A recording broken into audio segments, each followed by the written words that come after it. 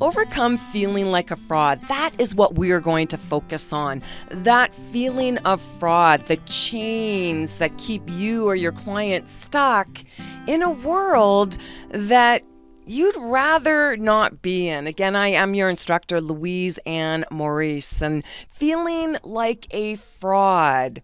Sometimes that starts really early on for you, for your clients.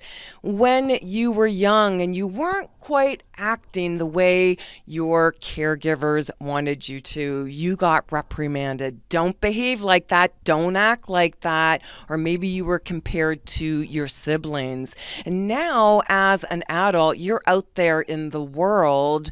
And some of the greatest parts of who you are, the most unique parts of who you are that are going to help you be successful, those are the parts that got squashed when you were a kid. And you were living in this internal world of conflict because on one hand, if you're acting the way everyone else wants you to act, you are a fraud.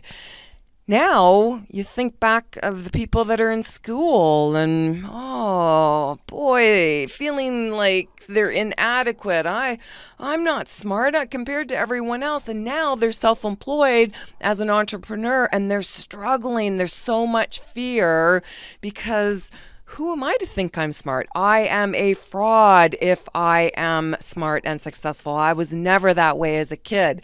This is what your clients are struggling with, and quite often it's that power center. If we look at the chakra system, that big bright yellow, they get that kick in the gut feeling whenever they try to go and do something. That's insecurity. That is the inadequacy they're feeling. You've got to move them to being confident. And increasing their confidence does not take a lot of work. It takes consistency and having them see that the building blocks to success, foundational, is confidence. Helps them to be responsible, self-reliant, but independent of anyone else's thoughts about who they are. Because quality, reputation, value, credibility, trust, uniqueness starts within them.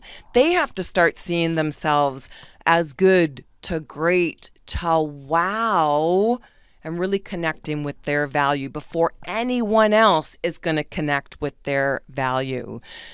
Rare, successful, desired, it really does start with how they see themselves and being the unicorns. All right, so here's a quick activity. Remember to go to louiseandmaurice.com for more free, valuable resources, exercises, and activities. But the sun, having them connect with that bright yellow sun, the power center, so that they can fuel up their solar plexus. And it really is just, 5 minutes, 10 minutes in the day, connecting with that power and energizing themselves so that they start to see themselves. You're valued, not from anyone else's opinion, but from their own opinion of themselves.